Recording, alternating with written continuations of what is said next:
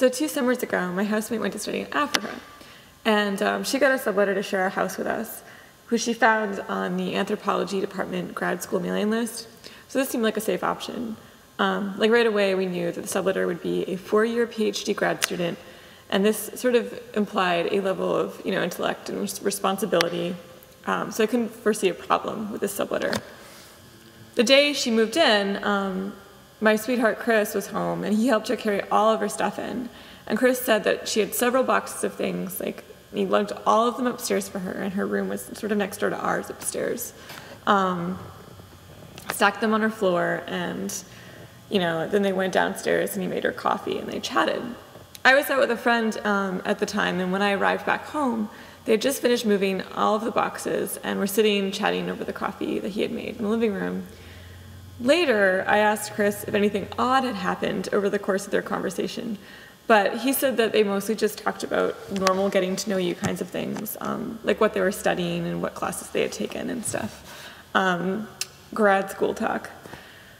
So anyway, when I arrived home from being with my friend, I felt like I was in kind of a rush. My friend was waiting in the car, and I was going to go swimming with her, so I had to kind of run in and change into my bathing suit and stuff. But I did take the time to introduce myself to this new subletter, and I told her, I was about to go swimming, and asked her if she wanted to come.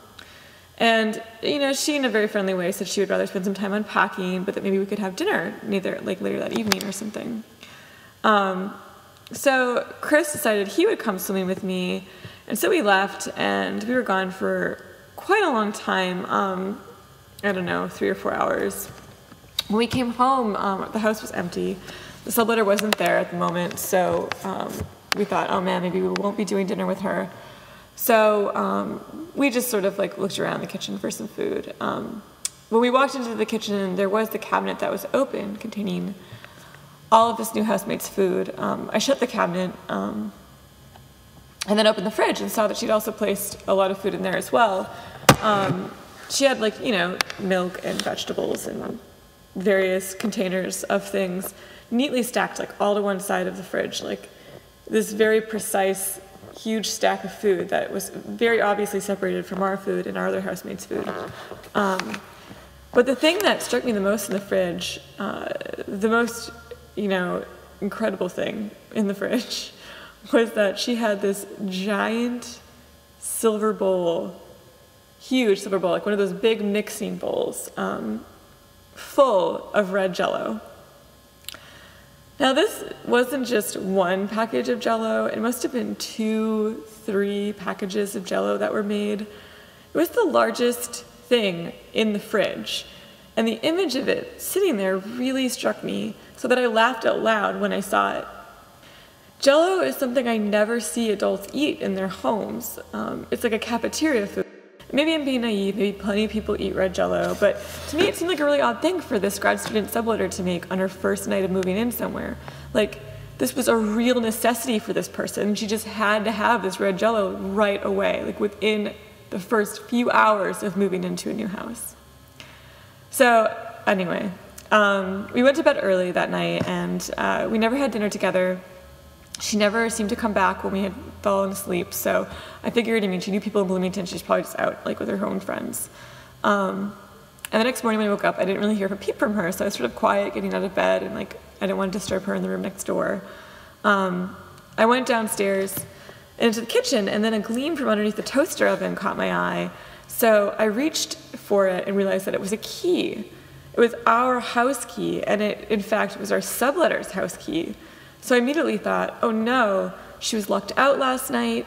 Oh man, that's why we didn't see her. I felt really bad, somehow this was my fault that she'd left her key in the kitchen. So I searched for her phone number, and then I called her and left a really long, rambling message about how I'd found her key into the toaster oven, and I was so sorry if she'd been locked out, and I would leave it for her in the mailbox, etc., etc. And as I was talking, my sweetheart Chris was gazing into the fridge, looking for breakfast items to make for us. And then I heard him say, Laura, get off the phone, get off the phone. I was leaving that long message, and I was just looking at him in this very annoyed way, and being I'm on the phone, Chris, shh. But then he opened the fridge door so that I could see inside as well, and what I saw made me hang up the phone. Everything our new subletter had placed in the fridge was gone. The neatly stacked food and a carton of milk was gone, and, of course, the giant, giant bowl of red Jello was gone. I hung up the phone and I turned from the fridge and opened her cupboard, which was full of food the night before, but everything in the cupboard was also gone. Chris and I looked at each other and then dashed upstairs to her bedroom. We knocked on the door and nobody answered, so we opened it. And everything in her bedroom was gone. Every box and every piece of furniture that Chris had lugged up the stairs the day before was completely, just had vanished. Her furniture was gone, her books, everything. We were dumbfounded. We replayed all of our simple interactions with this girl to see if anything unusual had happened or if she seemed hesitant about living with us, but all we could think of were just normal, friendly interactions, so it just seemed really bizarre. And also, our house is not that unusual. I mean, it's clean, we aren't total weirdos. She even just seemed to like us and like the house in the brief moments that we chatted with her. But we never heard from this girl again. And the weirdest part about all of this, the weirdest thing that strikes me anyway, is the thought of her hurriedly moving all of these boxes and all this stuff from our house that she had just moved in the hours when we were sleeping. The image of her carrying that giant bowl of red Jello is the most hilarious to me. How odd it would be to move into another apartment with this bowl of Jello already made. And it still confuses me. I mean, I feel like when you take the time to make that much Jello in your new house, shouldn't it mean that you've already settled in? Jello, I mean, it takes hours to gel and days to eat. That seems like a real commitment.